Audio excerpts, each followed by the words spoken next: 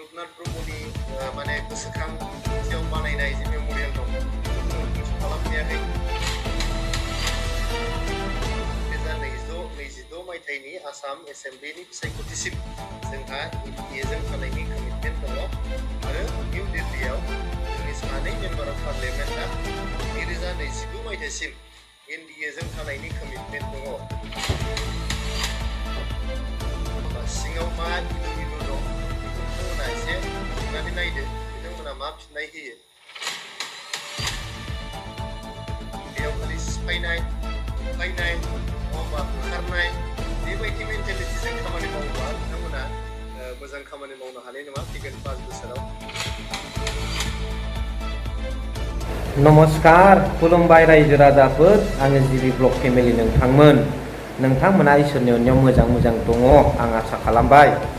स' राजु नार्जारी बिथाङा खुनु नागारा हाग्रामा महिलारि बिथां सारखौ मालाबाबो बिटिसिनि गादियाव जिरायनानै सासन खालामहोआ। बिथांमोना सेन्ट्रेलाव UPPLआ डिसिसन लाखाबाय। ओरैबादि खोथा जे हाग्रामा महिलारि सार एबा BPF दोलोखौ ओरैबादि बिथाङा राजु नार्जारी बिथाङा UPPL दोलोनि गाहाय नेहाथारि बिथाङा नेग्लेक्टआव दोनदों। राजु नार्जारीया गोख्रों सोंखारिनाय रावजों हाग्रामा महिलारि बिथां सारखौ होनदों बेबादि सिफायनाय बुख्रुबनाय होखारनाय बेफोरबादि थिंकिंजों सोलियोबा मा जौगानाय लाबोनो नाय।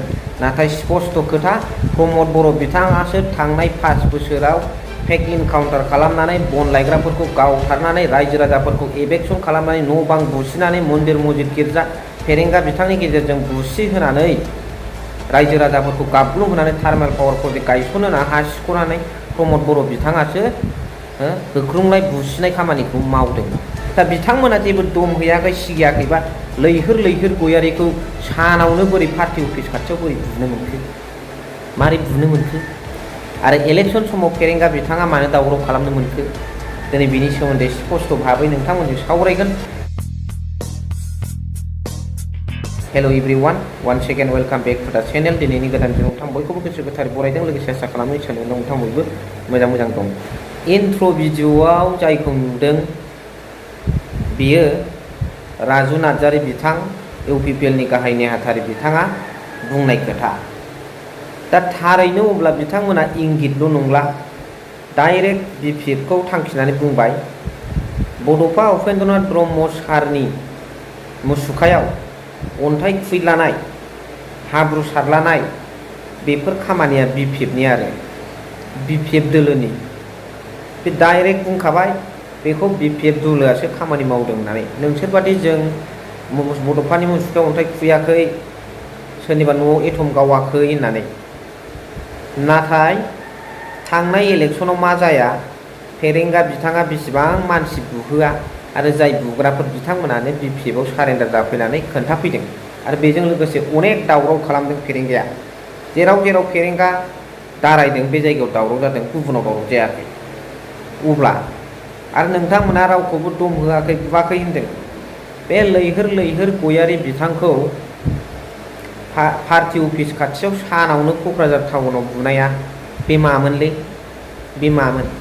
हाग्रामा महिलारि बिथांखौसो नोंथांमोना बुंबाय सोरखौबा एरननाय, सोरखौबा बुख्रुबनाय, सोरखौबा होखारहरनाय होननानै।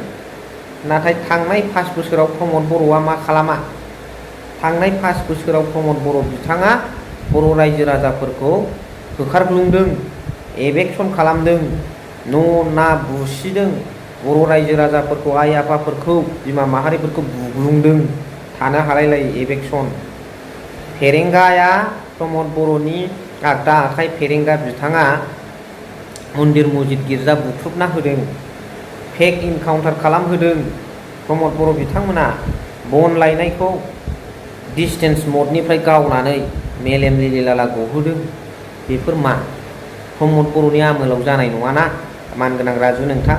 बेफोर प्रमद बर'नि आमोलाव जानाय नङा। नोंसिनाल' बिराद मोजां एरननाय होखारनाय गैया। थार्मेल पावार प्रजेक्टआव मा जाया? रायजो राजा बर'नि आंगो फिसाफोरनि हाखौनो सेनानै लानो मालाय आदानि कम्पानिनो फाननो, गौतम आदानिनो नागिरनानै नोंथांमोना मा जाया? हालाय हाफाय खारनांदों। दा बेफोर गासिबो रेकर्डफ्रा रायजो राजानाव दं। दा दिनै थार्मेल पावार प्रजेक्ट गायसननो थांनायाव माबादि दुखु मोनदों रायजो राजाफ्रा बेखौथ' सानाखै नोंथांमोना होखारनो आरो होखारनो होमब्ला प्रमद बर' बिथाङा होखारोना हाग्रामा सारा होखारो हाग्रामा महिलारि साराथ' बयखौबो खारनो मोना गासिबो BCCनि बांसिनदासो होनो नाथाय नोंथाङा राजु नार्जारि नोंथांमोननि सरकारा थांनाय 5 बोसोराव रायजो राजाफोरखौ पर्बत जरायाव होखारहैदों बेफोर मा बावनानै थांबाय नामा जों बावनो हागौ नों बावनो हागौ सोरबा लिडारा बावनो हागौ रायजो राजाफ्रा बावा बेखौ এইবোৰ কথাবিলাকক रायजসকলে केতিয়াव पाहरि যোৱা নাই रावबो रायजो राजाफ्रा बे खोथाखौ बावनानै थाङाखै प्रमद बर' डाঙरिया যোৱা 5 বছৰত কিমান ওজনত কাম কৰিছিল আৰু এতিয়া BTCৰ চিফ হোৱাৰ পিছত हाग्रामा महिलारि डाঙरिया किमान ओजनत काम करिब एतो रायजসকলে एक्सपिरियेन्स तथा अनुभव आसे जोआ 17 বছৰত हाग्रामा महिलारि डाঙरियार नेतृत्वत जेतु BPF सरकार BPF सरकारे কি পদক্ষেপ লৈছিল तथा रायजोर उन्नति काम करि আহিছিল কথাবিলাকৰ কাৰণে रायजসকলে आई उइटनेस हिसाबै आसे आरो इतिया नतुनके की पदक्षेप लय आगबारि जाबो step by step time bounding हिसाबै एतो সকলে बुजिबोलै हायसे बेखौ जों रायजो राजाफ्रा मिन्थिगौ दा नोंथांमोना मा सानो कमेन्ट्सनि गेजेरजों फोरमायहरबानो जाबाय थेंक इउ भेरि माच फर वाचिं लाबो